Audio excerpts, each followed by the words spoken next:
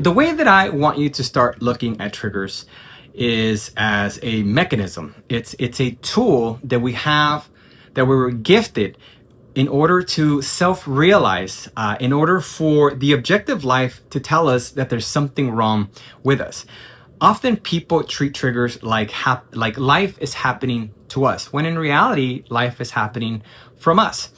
And as I've always said in other classes, in other lessons, is that there's three ways that you can look at life. You can look at life as life is happening to us, life is happening for us, or life is happening from us. To us means that life is just against us. We're in this negative states that nobody likes me, this isn't working. You're essentially just vibrating super low. When you look at life like life is happening for me or for us, you are giving credit to something outside beyond you, that something else has control over you, and that if you don't do that thing for that positivity, or we're going to call it here, I'm always very careful about this, about the universe or God. And if you don't do what God tells you, or the universe, or if you don't follow these certain rules, then life is not going to happen for you. And where I try to bring people to understand is that life is happening from you. You are responsible for everything, because if you think that life is happening for you, then you're giving that credit to somebody else. If you think that life is happening to you, then you're still giving that negative credit to somebody else, except that they're attacking you. But if you say that life is happening from you, now you're taking responsibility of yourself, that all the negative and all the positive, it's happening for you. It doesn't mean that just the positive, if something positive happens, then it means that somebody or something is making it happen for you. No, you're making it happen for yourself, because you can't be biased about life, about saying, you know what, life is not happening to me, I'm in charge. But then all of a sudden, life is happening for you. Now you got to give that credit to somebody else. No, you got to take responsibility. Life is happening from you. You are responsible for all the good and all the bad as well. Okay. Now, triggers are important in this situation, because if you are being triggered, you are reacting. And this is an opportunity for you to see, for you to self-analyze and ask yourself, why am I being triggered right now? Why was it that my wife just said this and it bothered me? Why is it that every time that my boss says this, it bothers me? Why does it bother me when my neighbor does X, Y, and Z? Any trigger that makes you react is an emotion that is inside of you that has not healed. And the important part about triggers is that a trigger is an emotion, and any emotion that you have within you will have a memory. You cannot have just a simple emotion without a memory. An emotion must have a root cause. If it doesn't have a root cause, then where did it come from? So you need to understand that whenever you are triggered, you're being triggered because that is subconsciously reminding you from something in the past. It reminded you of somebody. And although you may not see it immediately in your consciousness, you may not visually see it in your head, it reminds you of something. So it's an opportunity for you to question at that very moment and say, why is this triggering me? What does this remind me of? When did I feel in this way? Who made me feel this way? And by when, we're asking, it could be an event. Who? It could be a person. Now, remember that every trigger doesn't specifically mean that it's negative. I mean, you can be positively triggered when somebody does something really nice for you. It makes you smile, you laugh, something. You're going to have a positive reaction because maybe somebody did something good for you. And even those emotions, you also have to question. Do you have to question every single emotion? No, absolutely not. But when something becomes overwhelming and you in your life, your personal life or professional life begins to be impacted by a specific trigger, it's an opportunity for you to start asking questions like, when did I feel like this? Whoever made me feel like this, okay? So remember, a trigger is an emotion. if you are triggered, it means that you lost control. It means that you reacted. And if you reacted, you lost control. I know that this may seem like common sense, but what happens often is that when you are in a situation, you forget this. You can't seem to remember this, and you will allow yourself to get into the argument. You will allow yourself to get into the altercation, and you'll completely forget about what I just said to you. And the important part about this is that as we develop our consciousness, we learn about our triggers, about the experience of triggers through stages. The first stage is obviously you lose it, you got triggered, and you said what you needed to say. Hopefully it didn't lead into a fight, but a disagreement happened. Okay, you got triggered. That's it. That's stage number one. You have no control. Stage number two is you get into the disagreement, you get into the fight, you get into the altercation, and then after it's done and over, you go back and you think about it and you ask yourself, why did this happen? And you realize, oh my goodness, I was triggered. And I was triggered because of this emotion. It reminded me of X, Y, and Z. And then you gain the capacity to now go back to that person or that company and say, I realize I made a mistake and I simply want to apologize for this. I just realized what happened. So that's stage number two. Stage number three is when you realize what happened and you sit with it and you heal it, and you're able to transmute that energy and transcend that energy out of your body and out of your mental being, and you go and you apologize for what you did. Now, do they always require an apology? Absolutely not. Because at the end of the day, what's important here is your self-realization of the trigger, of why it was that you were even triggered in the first place. And the fourth stage is when the fighting happens, and right in the middle of it, you realize and you start to question, why am I in this situation? Why am I fighting? You literally stop yourself. You might have started, but then you're able to stop yourself immediately and you ask, wait. What's happening here? Why am I being triggered right now? And the person who you're with could be triggered already, and you're just kind of like wondering and looking around like what's going on? But you gain the capacity to just slow down and stop and save yourself from even going there. Now, stage number 5 is when you find your peace and you find your harmony, and people come to you and they don't have the power to trigger you anymore. They don't have that capacity anymore, because now you are this safe space where anybody can come into your life and you're going to feel perfectly fine. You're going to feel happy. You're going to feel the love and the joy and the harmony in you, and nobody's going to be able to get you off of that strong foundation that you built for yourself. Now, the important thing to remember about triggers is this, and I may create another class for this, but triggers are there to teach you about you.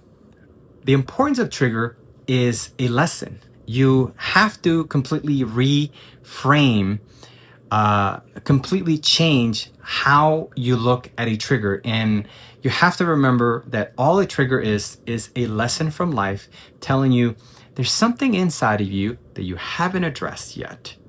And you need to spend some time with it and heal it. And sometimes the same event may happen multiple times. That may repeat itself, with the same person. You may go through 1, 2, 3, 4, 5 divorces until you finally learn the lesson. So you have to remember that there are stages to the realization of yourself. There are stages to understanding triggers.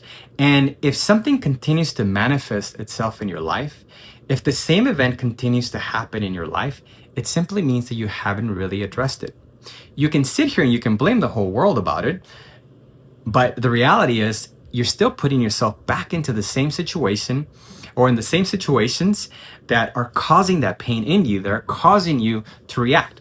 Now, one of the important things, and I always say this very carefully to everybody, is that people sometimes, they will often start talking about that everything that happens in your life is triggering you, then it means it's something you have to heal.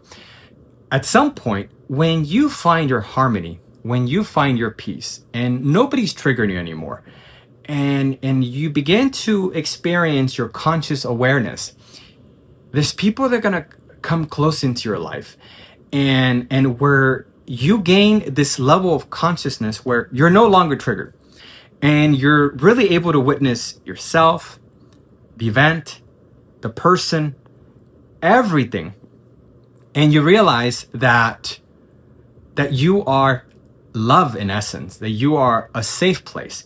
But you come to see the truth that perhaps the person who continues to argue with you, to fight with you, may need more help, may need healing, and they simply just don't want to do the work themselves. And it's easy to fall under this idea that, oh, there must be something within me because this is happening to me. No, you will know exactly when you have officially healed something within you, when you're no longer triggered and you begin to separate yourself from chaos, and you begin to clearly see what is happening. And this is one of the reasons why, and the subtitle of my book is called From Chaos to Clarity, because with triggers, a lot of people are triggered, and we talk about triggers like anything else, but they don't realize the complexity and the dynamics of triggers and the different stages that we need to go through in order to self-realize ourselves. And so it's important to remember that we take care of ourselves, but that we also don't just sit here on this pedestal, on this throne, like we're all healed and we're perfect. Nobody's perfect. And if you are able to leave a relationship, if you are able to leave a job, if you're able to leave something from a loving perspective, from harmony, from peace, you know that you have acted from love, that you didn't act from a trigger or from a reaction. You shouldn't have any negative or ill feelings towards anybody when you move forward, or from any job, or from letting anything go. This is the important piece about triggers, because often people jump from one relation to another, or from one job to another, because they don't like it. And they say, no, that job wasn't for me. And they go to another job and they're like, no, that job wasn't for me. No, that job wasn't for me. And they just keep leaving and thinking that it's the job that's not fulfilling them. But the reality is that they're not they haven't found the fulfillment within themselves. Because at the end of the day, we come to realize that we could be doing any job that we want. Anything should make us happy, and that really happiness doesn't come from the outside. Happiness is not objective, it's subjective. Your happiness happens inside of you. Okay? So I'll leave it with this. A trigger, at the end of the day, is an emotion. Okay? An unhealed emotion with a memory. So here's a memory, and here's the emotion. And the memory is covering, the emotion is covering the memory. When somebody triggers you, they will be reminding you of something that happened in your past. When they remind you, you're going to react. And the moment that you react, it's at that moment, if you have the capacity and you've gained the capacity to question, why did I get triggered? What happened here? Your goal is to be able to see with your own eyes what that was. It's never just about the memory, okay? You have to see the emotion, and you have to name the emotion, and you have to say, I feel angry, I feel sad, I feel depressed, I feel whatever. Name it. And then ask, what is this? When did I experience this? You have to be able to see both of them to make sense, okay? And when you can see those things, when you can see the emotion and you can see the memory, the next step is being able to feel what it is that's causing you.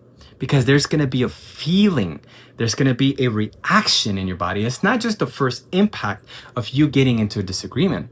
There's also going to be a rippling effect in your body that's going to make you feel that emotion and that memory. And when you're feeling that emotion and you're able to see it and you're able to experience it, you'll be able to transmute it and then transcend it. And when somebody in your life comes back with the same memory, that memory is just going to show by itself. You're going to see it, but it's not going to trigger it anymore. And eventually it's going to just fade away and you're not going to be triggered anymore. Now, here's the thing. There are many triggers that you're going to have. I mean, childhood experiences, maybe from a divorce, thousands of them. And just because you healed one doesn't mean you healed all of them. The experience or the experience of triggers is to give you an opportunity to self-reflect, to be able to go back and really analyze yourself and give yourself an opportunity to become the best version of yourself, to be a better you than who you were before that triggered. And just remember, if the same events, if the same emotion, if the same trigger continues to happen in your life, it's not people's fault. And it's not your fault either. It's just simply that you're failing to see what is happening in you. And if you continue to relive these experiences and you feel like you're stuck, then this is an opportunity where you should contact not a psychologist, but you should contact another person so that you can analyze those experiences, so that you can refer to somebody else and really see if this is a you problem or if this is just a person that's not willing to do the work to heal themselves and to really deal with themselves. Because it's easy to fall into this trap of healing and just simply just blame yourself over everything. And here's the thing, it's not even about blaming yourself or them. It's just really about everything is about becoming conscious and gaining that awareness of yourself, gaining that awareness of the dynamics that are happening around you. And sometimes talking with somebody that is prepared, that is able to really go into this with you really does help a lot. And I'm talking from personal experience because there's been a lot of times where I've had to phone my sisters because they're in the same field that I am. And they helped me see areas that I was missing. And I realized, whoa, I guess I was wrong. But there's been also times where they've contacted me and I've done the same thing for them. And I explained to them, listen, this is not a you problem. This is this other person problem. You just continue to blame yourself because now you become this conscious person and you think that it's simply all your fault. Because at the end of the day, it's not about fault. It's just simply about gaining consciousness of yourself and the people and the events that are happening around you and elevating yourself, becoming the best version of yourself. So I hope this gave you a pretty good explanation of what triggers are. If you have any questions, please always feel free to DM me. If I can provide you with a quick answer, I will. If you want a one-on-one with me, please go ahead and schedule that as well. You should be able to find it in school. Other than that, thank you for watching this video.